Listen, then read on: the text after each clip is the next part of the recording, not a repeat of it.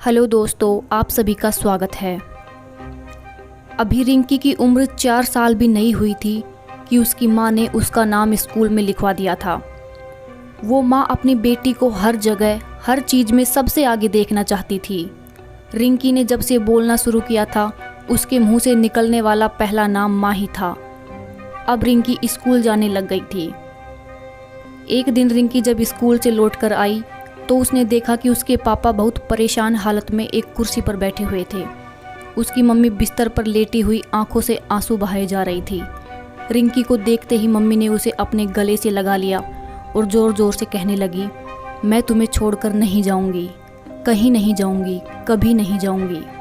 Mummy ऐसा क्यों बोल रही थी, किस लिए बोल रही थी, रिंकी की समझ में कुछ नहीं आया। पर उस वक्त मम्मी को देखकर रिंकी की आंखों में भी आंसू आ गए। फिर एक दिन जब रिंकी स्कूल से लौटकर घर आई, उस दिन उसके घर पर बहुत भीड़ लगी हुई थी।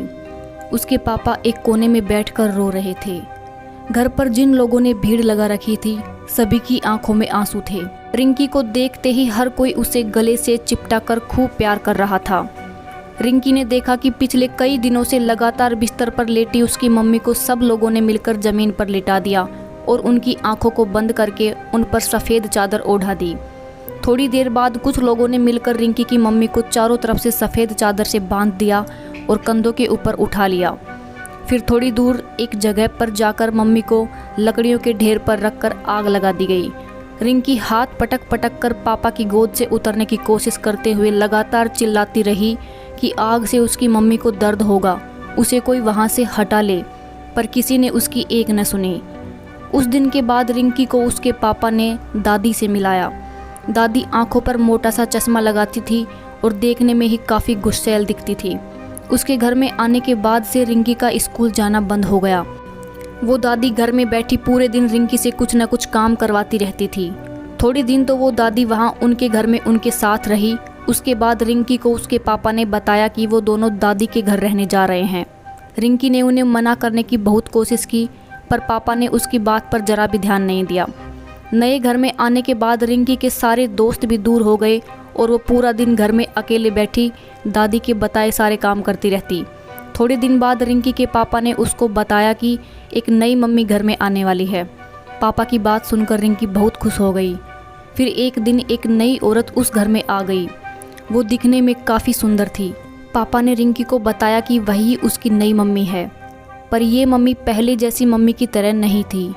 वो भी दादी की तरह ही उसे खूब काम बताती रहती थी और कभी प्यार भी नहीं करती थी। हाँ, कभी कभी जब रिंकी के पापा कमरे में होते थे तो उन्हें दिखाने के लिए वो रिंकी को अपने बगल में बिठा लेती और खूब प्यार करती, और उसके पापा के जाते ही पूरा दिन वो रिंकी को बस डांटती ही रहती। एक दिन रिंकी ने ये बात अपने पापा को बता दी तो अगले दिन उस औरत ने रिंकी को एक छड़ी से बहुत मारा और उसे पूरे दिन खाना नहीं दिया। इसी तरह दिन बीतते रहे और कुछ महीनों बाद उनके घर एक बच्चे का जन्म हुआ। पापा ने रिंकी को बताया कि वो उसका भाई है। जब से वो घर में आया था तब से सभी केवल उसी के साथ खेलते थे, रिंकी की तरफ कोई भी ध्यान नहीं देता था। रिंकी की नई मम्मी उसे कभी भी भाई के साथ नहीं खेलने देती थी। कभी कभी रिंकी को भाई पर बहुत गुस्सा आता था और वो उससे जलती भी थी, क्योंकि उसकी मम्मी, उसकी दादी और उसके पापा सब उसी के साथ खेलते थे और रिंकी से कोई बात भी नहीं करता था। एक दिन रिंकी की मम्मी बाहर कुछ काम कर रही थी, तभी वो बच्चा सोफे से गिर गया और ज़ोर ज़ोर से रोने लगा। रिंकी उसके पास गई और उसे चुप कराने की कोशिश करने लगी। तभी उसकी मम्मी आ गई और उसने रिंकी को बहुत मारा। अब रिंकी को मम्मी के साथ साथ उस बच्चे से भी डर लगने लगा था। एक शाम रिंकी जब घर में झाड़ू लगा रही थी तो उसने देखा कि उसके पापा को 2 लोग पकड़ कर लेके आए और पापा के सर से खून बह रहा था। अगले दिन सुबह उसके घर में लोगों की भीड़ लग गई। लोगों ने उसके पापा को सफ़ेद कपड़ों में ऐसे लपेट दिया जैसे एक बार उसकी मम्मी को लपेटा था। फिर सब लोग उसके पापा को उठाकर कहीं ले गए। वो चिल्ला चिल्ला कर सभी से पूछती रही, पर किसी ने कुछ नहीं बताया कि उसके पापा को कहाँ लेके जाया जा रहा है। अब रिंकी के साथ और भी ज़्यादा अत्याचार होने लगा। रिंकी की मम्मी ने उसे कहा कि वो उसे मम्मी नहीं आंटी बोलेगी।